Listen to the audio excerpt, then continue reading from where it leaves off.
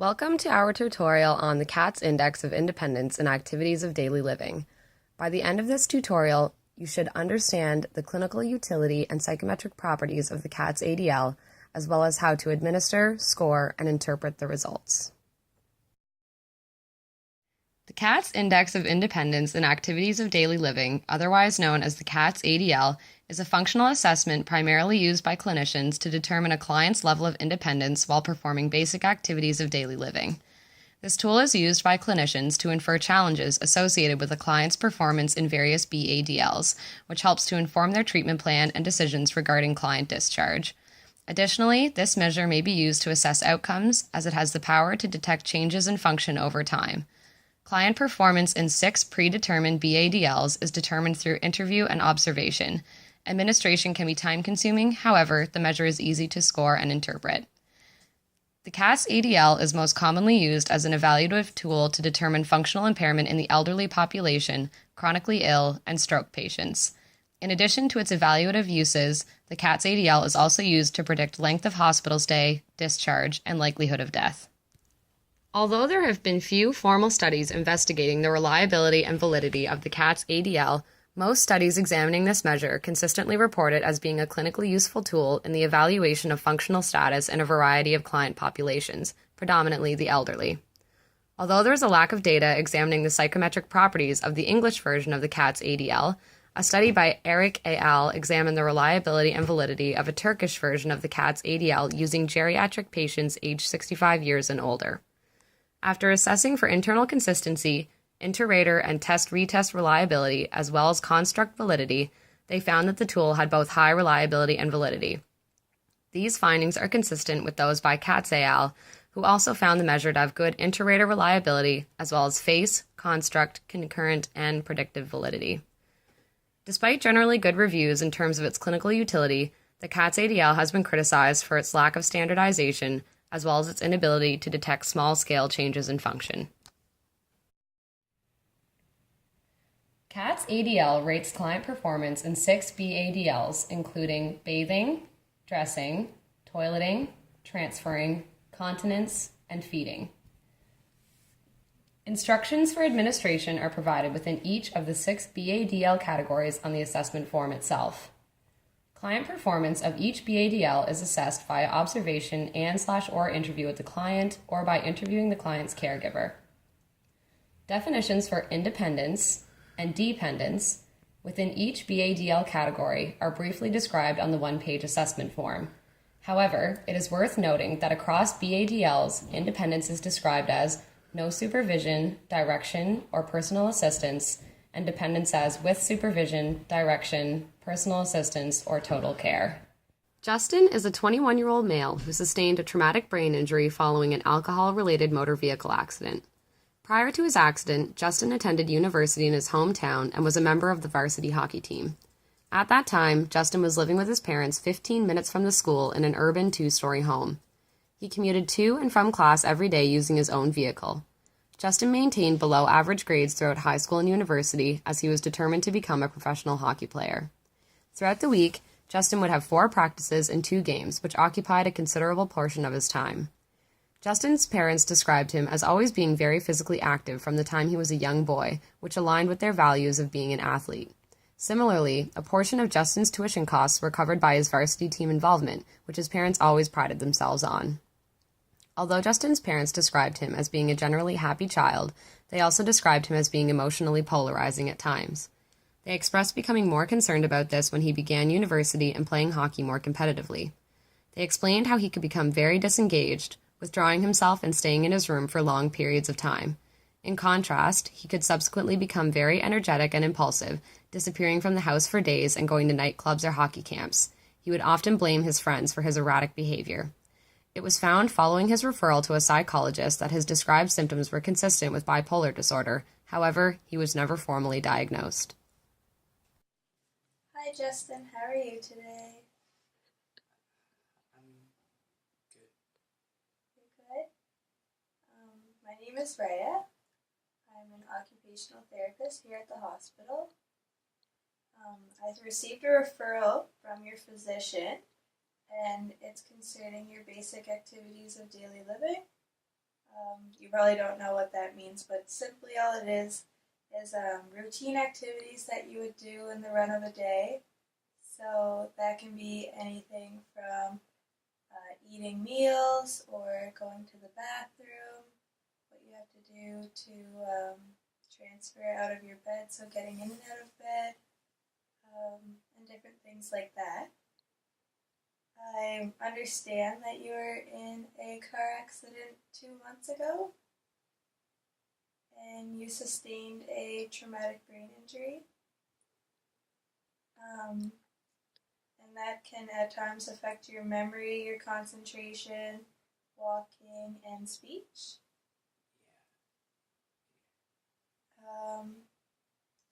I see here that you've also been having troubles with your arm, is that right?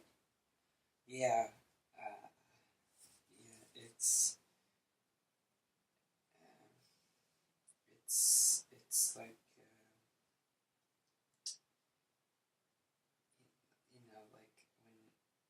Does it feel like it's tingling at all? Yeah. Like pins and needles? Yeah. Okay. And I It's hard to move it? Yeah. yeah. Well, often people, when they do lose function in one of their limbs, so in your case, you're having trouble with your arm, it's feeling a little bit different. That can affect those routine activities that you need to do in the run of the day. So I'm assuming that you're experiencing some difficulties being able to do those certain things that I was talking about. So being able to eat, maybe getting in and out of bed. Okay, Justin, well, I'm just going to go through a list. And if you just want to nod to me, yes or no, if this applies to an area that you're having difficulty with, then that would be great. Does that sound okay to you? And if there's anything that you don't understand, just say explain and I can tell you a little bit more about what that means. Perfect. So nod your head yes or no if you're having any difficulty with bathing. So showering, getting in and out of the tub, no. What about getting dressed in the morning or taking clothes off at night? Yeah. Being able to use the bathroom, so getting on and off the toilet, no. Getting in and out of bed, difficult, no. Being able to control your bladder or bowel movements or anything, no. What about feeding yourself, so holding utensils and be able to drink, yeah.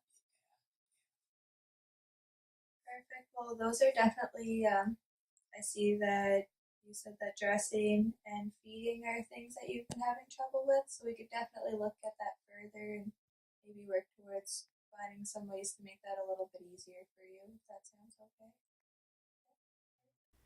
We will now watch Rhea administer the Katz ADL as Justin performs a dressing activity. Okay, Justin, so what we're going to do is we're just going to watch you get dressed as you normally would on a typical day.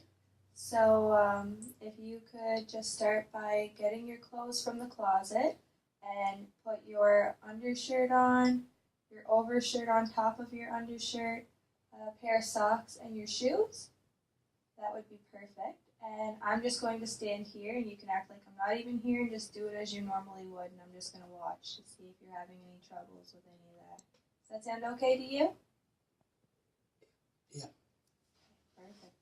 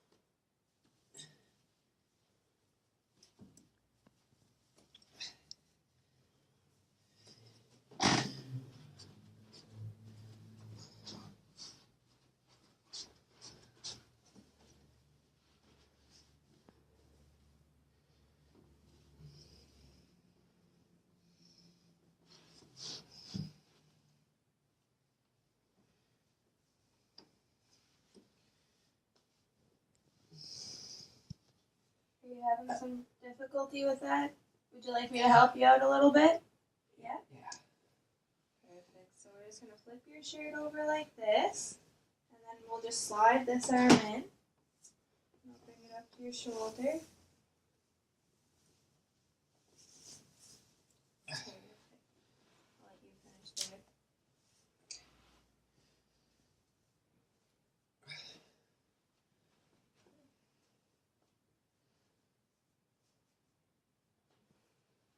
Are you forgetting anything?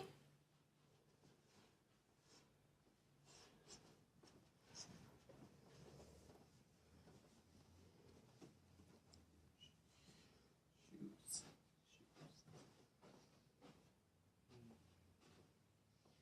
That was great. Yep, that was your undershirt that you could have put on, but that's okay. I got to see you put on your overshirt anyway.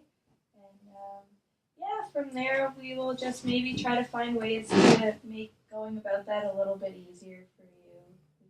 Once the client performs the 6 BADLs for the clinician, or once the client/caregiver is interviewed, the therapist rates their BADL performance as either independent or dependent. For each of the 6 BADLs, a point of 1 is given if the client describes and/or demonstrates independence, and a 0 if they are dependent and require assistance beyond that deemed acceptable. In other words, clients score a yes or no in their independence on each of these functions, which can be tallied to total of 6 points across all BADL categories. A score of 6 indicates full function, a 4 is moderate impairment, and a 2 or less indicates severe functional impairment and suggests dependence on others. In addition, it can be looked at as yielding a grade from A, being independent in all functions, to G, dependent in all. We will now watch Rhea score and interpret Justin's results on the Katz ADL, as well as provide recommendations for treatment. So in Justin's case, he wouldn't score a 1, and he would get a 0 on the item of dressing in this index because he had trouble with getting dressed. We've seen that in multiple areas, but the biggest one would be when he required assistance to put his overshirt on. Also, he did not put the clothing on in the order that he was asked to do. He had difficulty with being efficient to put the clothing on. He made another trip to the closet. He had jerky movements and gathered clothing very irregularly, which was seen, for instance, when he ripped the shirt off the hanger and also threw all the different clothing items all over the bed. And he also forgot to put the undershirt on over whenever he put the overshirt on beforehand. Based off this information, the main recommendation would be to grade the dressing activity. At this point in time, the plan is for Justin to return back to his parents' house when he's discharged. So in order for us to grade the activity, we will need some time to work with him. We will grade the activity by breaking down dressing into 3 components. First off, it is recommended that we have the parents be taught a way in which they can present the clothing to Justin in an orderly and organized way so that he is better able to identify the clothing that he needs to use. Also, another way to do this would be having images that show the articles and the order at which the articles are to be put on, and we'll have these images put by his closet in his room.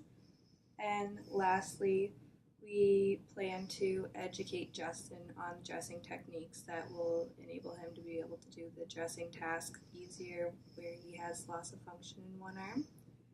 And we will start to implement those strategies effective immediately, and then hopefully by the time his discharge is up, that we will have him ready to go and he will be more efficient and independent in this area.